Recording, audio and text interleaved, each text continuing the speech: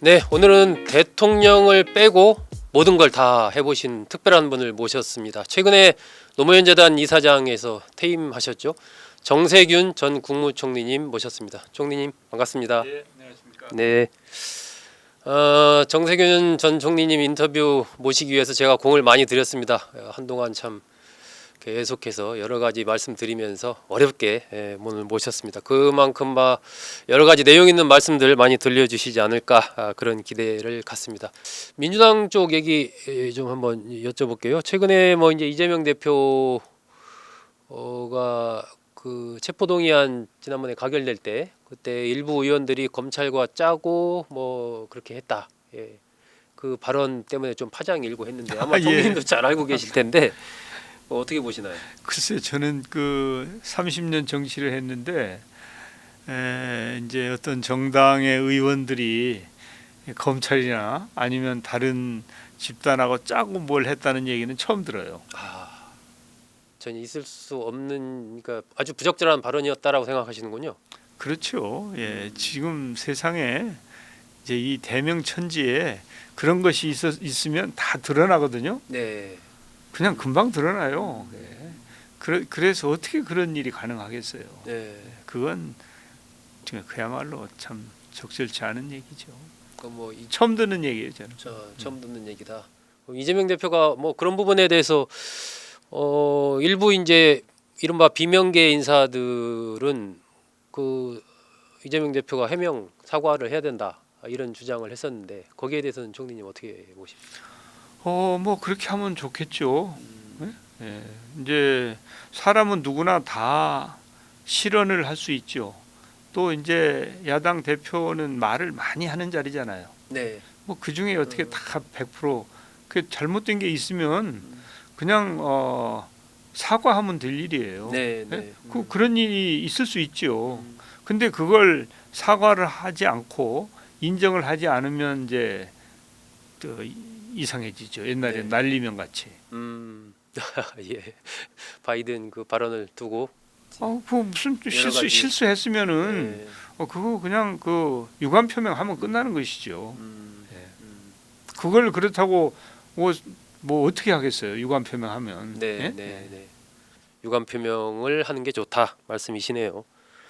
최상목 대행 둘러싸고 이제 이재명 대표가 또 몸조심해라 이 얘기를 최근에 해가지고 이게 좀 최근에 이재명 대표가 탄핵 선고가 늦어지고 하면서 좀 어떤 초조함의 발로 아니냐 이런 언론에서 분석들을 많이 하던데 그 최상목 대행 관련된 이재명 대표의 발언 그것에 대해서는 어떻게 평가하십니까? 글쎄 진위가 뭔지 잘 모르겠어요. 어떤 의미로 그런 이야기를 했는지. 네, 그런데 하여튼 이제 지도자는 사실은 언행을 조심하는 게 좋죠. 그래서 오해 소지가 있는 얘기는 안 하는 게 좋죠. 여러 가지 오해의 소지가 있는 발언이었다라는 맥락이시네요. 뭐 그런 게 아닌가 싶어요. 예. 최근- 전혀 거기에 대해서 뭐 어떤 의미라고는 뭐 얘기를 더 부연하지는 않았잖아요. 그렇죠. 전체적으로 이제 탄핵 선고 늦어지는 거 그 마은혁 재판관 후보자 임명하지 않는 이런 전반적인 부분 거부권 행사하는 것 이런 것에 대해서 최상목 대행을 비판하면서 이제 그 얘기를 세게 한 거니까요. 근데 이제 최상목 대행이 네. 이제 그 말은 적절치 않은 말인데 네. 최상목 대행이 마은혁을 임명하지 않는 그것은 참 잘못하고 있는 거라고 생각해요. 네. 원래 그 세 사람의 헌재 재판관에 대해서 국회에서 의결을 했잖아요. 그렇죠. 그러면 그건 다 국회에서 의결을 한 겁니다. 그걸 대행이 그 개인에 대해서 면접하고 그러는 거 아니에요. 네. 국회 의결을 존중할 책임이 있는 거예요. 거기다가 헌재에서 결정까지 해줬잖아요. 네. 예? 네. 그런데 그걸 임명하지 않는 것은 옳지 않은 것이고 그 다음에 또 보면은 지금 윤석열 대통령이 거부권을 25번 행사를 했는데 지금 한덕수 대행하고 최상목 대행이 13번을 거부권을 행사를 했어요. 네. 지금 이 정권이 이런 지금 이제 탄핵이 진행 중일 때 대행들은 사실은 조금 더 중립적인 위치에서 국민 통합이 되고 갈등을 완화하는 그런 행보를 하는 게 정상이거든요. 네. 그런데 윤석열 대통령보다 더하면 더했지 덜하지 않는 이런 태도, 이건 저는 옳지 않다고 봅니다. 네. 그건 잘못됐다. 어쨌든 국회의 결의를 존중해야 되지 않느냐 그런 말씀이시네요. 그렇습니다. 예. 이재명 대표가 천명한 이른바 그 보수 중도로의 어떤 정책 변화 이런 최근 노선에 대해서는 총리님은 어떻게 보고 계신가요? 원래 제가 민주당 대표를 했어요. 네네. 그때 저는 이제 중도 진보가 중도 진보. 우리 민주당의 좌표다라고 표방을 했죠. 근데 그것은 저 개인의 얘기가 아니고 그 당시 민주당 국회의원들이 토론하고 공감한 가운데 우리는 중도 진보의 좌표로 가는 게 좋겠다라고 네. 하는 것이 그 당시에 저의 입장이었고 그렇게 표방을 하고 상당 기간 민주당은 중도 진보다 네네. 이렇게 되어 왔는데 이제 이재명 대표가 어떤 절차와 과정을 거쳐서 중도 보수를 표방했는지 그리고 정말 민주당이 중도 보수로 가고자 하는 것인지 그것은 저는 직접 들어본 적도 없고 또 이제 거기에 대해서 밝혀진 내용도 없기 때문에 네. 뭐라고 평가하기는 좀 어려워요. 아하. 예. 지난번에 총리님 저 뭐 만나시고 하셨을 때는 이 대표가 그런 부분에 대해서는 벌써 만난 지가 오래됐잖아요. 그 이후에는 만나신 적은 없으니까 그렇군요. 이게 어쨌든 제가 기억하기에도 중도 개혁 노선 그 과거에 DJ 예. 김대중 전 대통령 때부터 중도 개혁 그리고 총리님 말씀하신 중도 진보 이게 이제 민주당의 쭉 과거부터 흘러오는 어떤 정체성이라고 할까요? 공감대를 갖고 있는 그런 상황에서 이재명 대표가 이제 보수를 천명을 하니까 이게 전략적인 측면에서는 뭐 그럴 수도 있겠다 싶은 생각도 드는데 한편으로는 과연 이게 맞나 싶은 의구심이 드는 것도 사실이거든요. 예, 그러니까 약간 헷갈리는 거죠, 그러니까. 예, 이제 뭐 그 정책 좌표라고 하는 것은 굉장히 핵심적인 사안이잖아요. 네, 네. 그러니까 그게 그 선거에 이기기 위해서 잠시 좀 태도를 바꾼다든지 네. 뭐 이렇게 우경화 한다든지 뭐 그런 일은 있을 수 있다고 봐요. 네. 그리고 사안별로 민주당이라고 해서 중도 진보라고 해서 보수적인 정책이나 이런 건 전혀 도외시하라는 의미는 아니거든요. 그렇죠. 예, 예. 근본은 그렇지만은 우리가 정책적으로는 경우에 따라서는 보수적인 정책을 채택할 수도 있는 거예요. 네, 네. 예?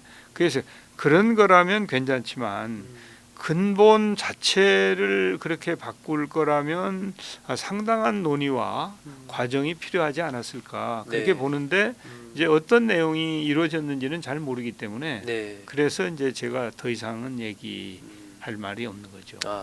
정책적인 어떤 전략적인 유연성 개념이라면 있을 수 있다라고 보는데 근본적인 문제라면 그건 좀 지켜볼 그렇습니다. 필요가 있다는 예, 말씀이시네요.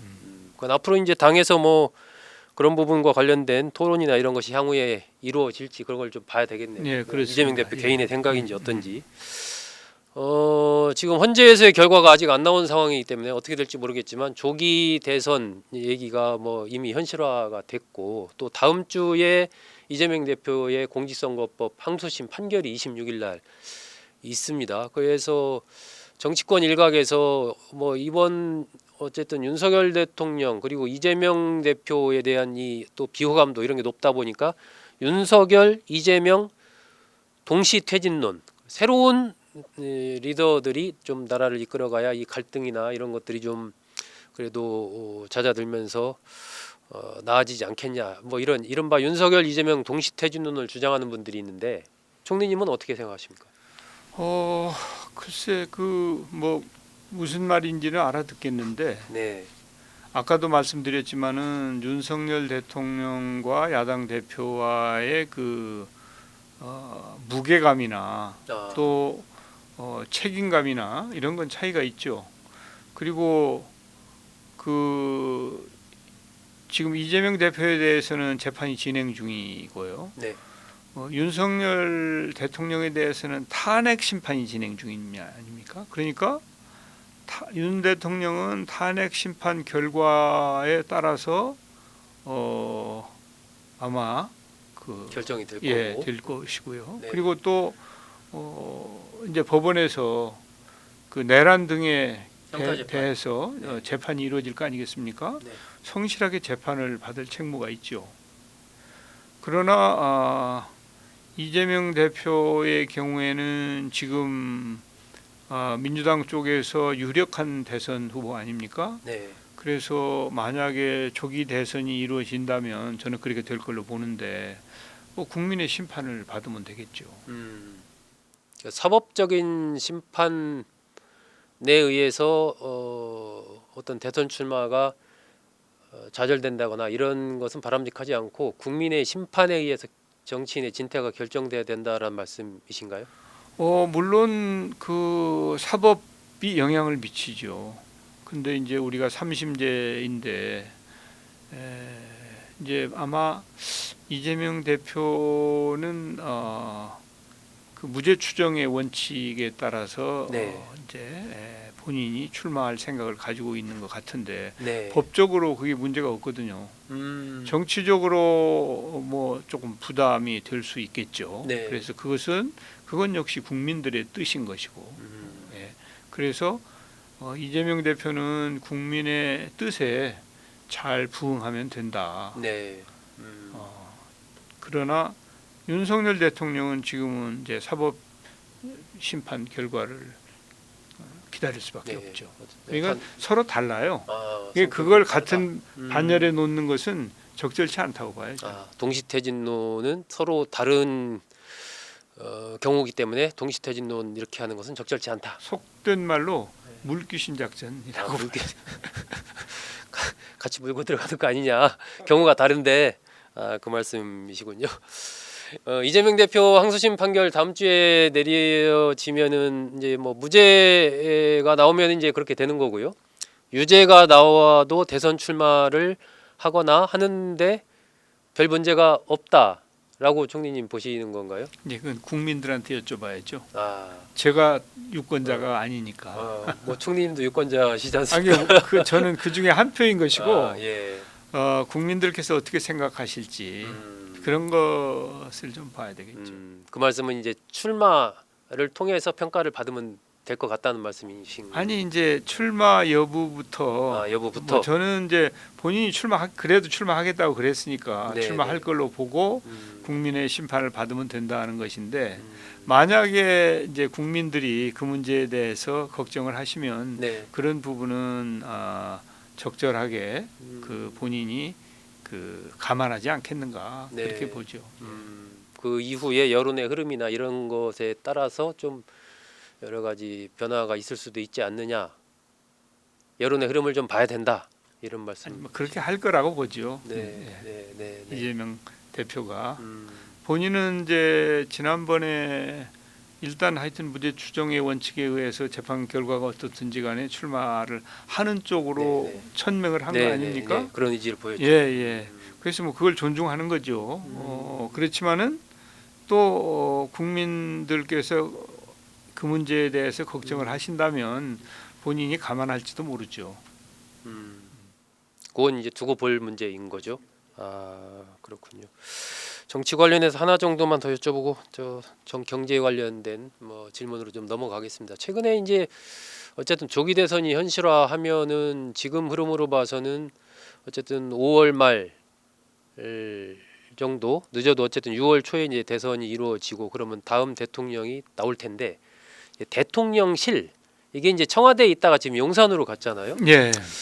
지난번에 이제 김경수 전 지사 같은 경우는 세종으로 가야 된다. 이런 주장을 했고 몇 분도 아마 비슷한 동조를 한 걸로 제가 아는데 총리님께서는 다음 대통령은 그럼 대통령실을 어디서 근무를 해야 된다라고 생각. 이게 뭐 멀지 않은 일이거든요, 사실. 그렇죠. 예, 불과 어, 한두 달 뒤의 일인데. 근데 저는 그 윤석열 대통령이 청와대에 그 하루도 머무르지 않은 거에 대해서 굉장히 의아하게 생각했던 사람이거든요. 아, 처음에 바로 그냥 용산으로 저기 했을 때요. 그때 입주를 안 했지 않습니까? 그 네, 사저에 머물렀잖아요. 네, 네, 예? 네. 그런데 그건 좀 부적절하지 않았나 하는 생각을 그때 했어요. 네. 그러니까 지금도 대통령실을 이전하려면 국민들한테 여쭤봐야 되죠. 주권자들한테 여쭤봐야 돼요. 그 정도는 네. 개인이야 이사를 자기 마음대로 왔다 갔다 하지만은 대통령이 그렇게 마음대로 못 하는 거죠. 네. 그런데 이제 장기적으로 보면 저는 세종시로 가는 게 맞다고 보는데 그런데 그게 시간이 많이 걸리죠. 그렇죠. 예, 그러니까 뭐 그건 다음 뭐 한 10년 이 정도 걸릴 일이니까 그건 이제 현실성이 없는 것이고 네. 일단은 바로 그 다음 날 취임하는 거니까. 그렇습니다. 예. 용산에 입주할 수밖에 용산으로 들어가서 일할 수밖에 없고 또 관저도 그 한남동으로 갈 수밖에 없죠. 당장은 예. 그렇지만은 이제 혹시 다른 그 가능성이 있는지 예? 청와대로 다시 돌아가는 이런 건 어떤가요?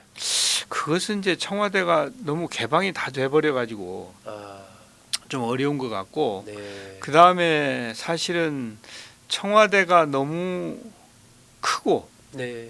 또 일하는데도 불편하고 해서 좀 대통령실이 그 청와대를 벗어나는 게 좋겠다고 하는 여론이 많이 있었거든요. 네. 문재인 대통령도 그런 생각을 네, 했었지 그랬었죠. 않습니까? 예, 광화문으로 그래서 나오려고 했었죠. 청와대의 일부 시설을 활용하는 것은 괜찮지만 뭐 그걸 다시 이제 복귀하는 건 저는 현실성이 없고 문제가 있다고 봐요. 그건 아니다. 예, 그렇기 때문에 국민 이제 우선은 이제 새로 대통령이 되면 대통령실에서 이런저런 고민을 한 연후에 국민들께 여쭤보고 그냥 거기 있어라 그러면 있어야 되는 거고 다른 그 예를 들어서 뭐 세종으로 옮긴다든지 그런 큰 변화를 만들기 전에 서울에서는 그냥 있어라 그러면 있어야죠. 그리고 이제 보완할 필요가 있으면 보완하는 것이고. 근데 제가 그 옛날에 외교부 장관 관저일 때 여러 번 가봤거든요. 예. 예, 근데 저는 대통령 관저로서는 조금 미흡하다고 봐요. 한남동 관저요. 예, 한남동 관저가. 그래서 뭐 그냥 그 개인적인 그 아이디어 차원인데 뭐 총리 관저 쪽으로 간다든지 예. 뭐 그런 것도 생각해 볼 수 있지 않을까. 네. 그러나 이 대통령이 이사를 하는 것, 그 관저나 또 집무실이나 네네. 그건 국민의 뜻을 좀 여쭤보고 네. 그 너무 서둘러올 일이 아니다. 그게 뭐 그렇게 중요해요? 국정이 더 중요하지. 네. 챙겨야 될 국정이 산적해 있는데 대통령 취임 초기에 그런 거 가지고 이 전력을 낭비하는 일은 아주 지혜롭지 못한 일이에요. 오히려. 지금 외교 안보, 네. 미국과의 관계, 또 경제적인 문제 뭐 이런 거 지금 산적해 있거든요. 네. 그리고 또 국회와 어떻게 협력할 것인지 예? 틀림없이 아마 야당은 이제 쉽게 협조를 잘 안 할 거예요. 그럼 어떻게 정치력을 발휘해서 네. 야당의 협조를 얻고 협치를 이루어낼지 정말 다음 대통령은 책임이 무겁고 네. 이 해야 될 일이 산적해 있습니다. 그거 하는 게 우선이고 그 뭐 대통령실 집무실이나 관저 옮기는 건 그건 뭐 그렇게 큰 급한 일 일은 아닙니다. 아니다. 예, 급하지도 않을 뿐더러 그렇게 큰 일도 아닙니다. 네. 그 경중을 잘 따져야 된다.